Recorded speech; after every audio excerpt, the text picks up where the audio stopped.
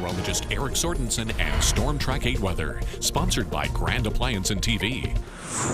NASA is investigating the potential revival of supersonic jet travel. It's working to develop a passenger jet that can fly faster than the speed of sound. NASA says that the plan is intended to make flying safer, greener, and quieter. It shows a preliminary design of what the jet would look like. It would use technology to create a soft thumb instead of rattling sonic booms while in flight. So it'll be quieter, I guess? Well, it kind of looks like the Concorde. Remember that? That's exactly, yeah. And it reminds you of that too, you know, speeding up travel. Sonic booms trigger booming sounds that can be heard for miles. So they want to do away with that part of it. In 1986, the Concorde used to land in Rockford, of all places. Really? My mom took me out of school. To go see I it? was 10 years old, so that we could see the Concorde land at the airport. Awesome. Because it was such a cool thing. And the sonic booms were the reason why it couldn't land at O'Hare. It had to land at Rockford instead. You remember that very well, I'm sure. I do, because it's just really cool. And the nose was down, and then the nose would lift back up to give it a different lift. This was really cool. Anyway, outside, there you go. I'll take you back to my childhood there. Guys, you're probably wondering what happened to all of the snow. Actually, I am too. You know, back on November 12th, I vowed every time that I got the forecast wrong, I would write up a weather story at WQAD.com. I've written my third story since November 12th. So all of the reasons why we're not waking up to snow this morning. From this point forward, though, let's talk about how the temperatures are going to tumble from 65 degrees all the way down here toward 15 tonight. We have got a 50-degree temperature drop in our midst. A winter weather advisory continues for a couple more hours to our north. That is along and north of US 30. However, the road conditions aren't terrible here. You will run into some wintry travel, but I think it is tolerable. Here's a look at the live Doppler radar on the storm tracker. And don't forget, this image is always exported with data going to WQAD.com all the time. Quiet conditions across our neck of the woods. There still is some wintry weather to our west. Can't roll that out. You can see that's right here, but most of that will track off toward the north of the Quad Cities where we have been forecasting it. Now, where's all the accumulating snow gone? Well, instead of it going here, it really lined up well to our north from southeastern portions of Minnesota through southern Wisconsin. That is where this snow has really added up. For us, it's pretty much going by the wayside in the next couple of hours. Today, mostly cloudy, temperatures only in the 30s. So here is the next one. It's coming down Wednesday night and into Thursday. And again, our models are pretty robust in the amount of snow. Right now, first indications are, I don't put numbers on it, so don't hold me to this, but first indications are 3 to 5 inches. I don't think that's going to happen though, just because of what didn't happen this morning. Let's compare these two systems. First, 1,008 millibar low pressure. The 1,008 just kind of determines the strength of that, okay? Keep in mind, it's low pressure and high pressure. The stronger low pressure is going to have a lower number. All right, so 1,000 is still pretty weak when it comes to low pressure. So that's the reason why the snow set up here. Now let's go to Thursdays, which will be a low pressure here tracking southeastbound. And again, it's the same strength low pressure.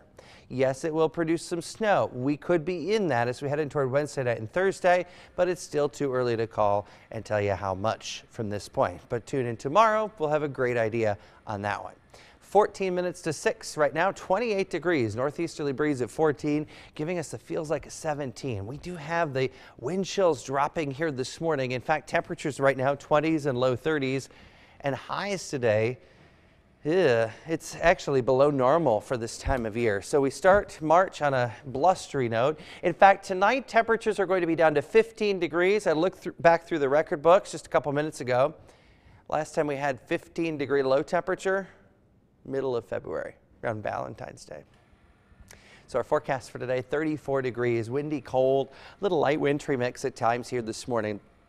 Tonight down to 15. Again, that's the coldest since about Valentine's Day. And for tomorrow, still cold, snow after sunset, and a high of 36. Here's the 8-day forecast. Again, snow likely on Thursday. Rain early Saturday morning. That's with the warm front that's coming through. And look where temperatures go, guys. Next week could be kind of rainy around here. We're going to have quite a thaw. Look at that. Overnight low temperatures will be in the 50s. Those 52s you see for low temperatures are 10 degrees warmer than our average high temperature. Okay. We'll take it. I know. So yeah, you've got to think, we're going to get spring fever again. Right. It's going to green up a little bit, I think, with the 50s and 60s. Yeah, it's next so week. unusual. Yeah. All right. Thanks, Good Sarah. to know. Time right now is 5:47 on this Tuesday. And today, more than a dozen states and territories will hold primaries for Super Tuesday, the biggest contest so far in the 2016 election season. In Your Voice, Your Vote coverage here on Good Morning Quad Cities, Stephanie Ramos shows us the last push by candidates ahead of today's votes. Super Tuesday is here, the biggest voting day of the year leading up to the general election. Voters in a dozen states and a U.S. territory will go to the polls today with 1,610 delegates at stake. Hours before polls open, the candidates zigzagging across the country, holding rallies, trying to nab those last-minute votes in order to snag their party's nomination. Well, let me be very clear to the men and women of Texas. I will not compromise away your religious liberty. Ted Cruz hoping to win big in his home state of Texas, talking religious liberty and the Supreme Court nomination. You know what they say about men with small hands. Marco Rubio's barrage of insults against Donald Trump subsiding by the end of the day. But at a Trump rally in Virginia, tension. Get him out. A large group of student protesters marched out of the event, and as they pass, a photographer from Time magazine thrown to the ground by a Secret Service agent. The Secret Service now investigating. I don't think America has ever stopped being great. What we need to do now is make America whole. Hillary Clinton hoping to keep her lead over Bernie Sanders. Now it is time for Massachusetts to lead the political revolution. But a fundraising email from Clinton shows her looking beyond Sanders and targeting GOP frontrunner Donald Trump. The latest national poll showing 49% of Republican voters would support a President Trump. Here in Virginia, many more voters are expected to turn out today, much more than the last time both parties held presidential primaries. Stephanie Ramos, ABC News, Alexandria, Virginia. Following Super Tuesday, caucuses will be held later in the week in several other states. They will be on Saturday, March 5th. The Kansas woman accused of supplying weapons to the Excel Industries shooter is out on bond. Sarah Jo Hopkins appeared before a federal judge yesterday. She is accused of giving Cedric Ford the 2 guns that he used in a shooting spree that left 3 dead and 14 hurt. Ford, a convicted felon, was shot and killed by police.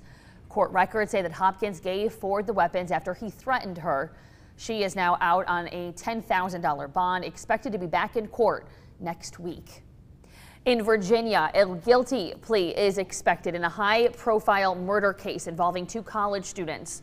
Tomorrow, Jesse Matthew Jr. is expected to plead guilty to murdering Hannah Graham and Morgan Harrington. Graham was a University of Virginia student who disappeared in 2014. Harrington was a Virginia Tech student who vanished in 2009. Matthew is already serving a life sentence for a sexual assault conviction. A 14-year-old is in custody this morning in connection with a shooting at an Ohio high school. It happened in a town just outside of Cincinnati. 4 students were hurt. Police say the teen shot 2 students in the cafeteria, fled the school, and then was captured. He's charged as a juvenile. 2 others were hurt trying to escape during the panic. None of the injuries are life-threatening. It's sad that anybody got hurt, and I'm not sure why a young man would feel compelled to do something like this, but when they do, it affects everybody. Police say they know the motive but haven't released it. A federal judge has ruled in favor of Apple, saying that the tech company does not have to help the FBI unlock an iPhone. Government officials had requested that Apple break into an iPhone used by one of the shooters in the San Bernardino attacks. Apple has said the government cannot require them to create new software. The judge sided with Apple yesterday, saying the government cannot force Apple to cooperate. The computer company is currently being pressured by federal investigators to break into 13 iPhones across the country. Apple has complied with similar requests from the government in at least 70 other court cases. Energy drinks are no longer for sale at one college in Vermont. Middlebury College is banning the sale of energy drinks on campus, claiming they're linked to high-risk sexual activity and encouraging bad academic habits. ban applies to popular beverages such as Red Bull and 5-Hour Energy, but it does not prohibit students from consuming the drinks. A 4-year-old boy is okay after a scary moment in Australia yesterday. He got his arm stuck in a vending machine. It took crews more than 6 hours to free the little boy. He apparently had his arm extended so far up into the machine that it got caught in the anti-theft mechanism. Oh my gosh. Emergency responders had to sedate the boy 3 times to keep him calm so they could free him. Poor kid. Yeah, he's gonna be all right. 5:52 right now. Time for our trivia question for this hour. In which country was the first vending machine invented? Was it England, was it the U.S., or was it Japan? Give us a call at 309-736-3288. Callers 7, 8, and 9 are eligible to win 4 tickets to see the Quad City Mallards this Friday at the iWireless Center, and we'll have the answer when we come back. You're watching Good Morning Quad Cities.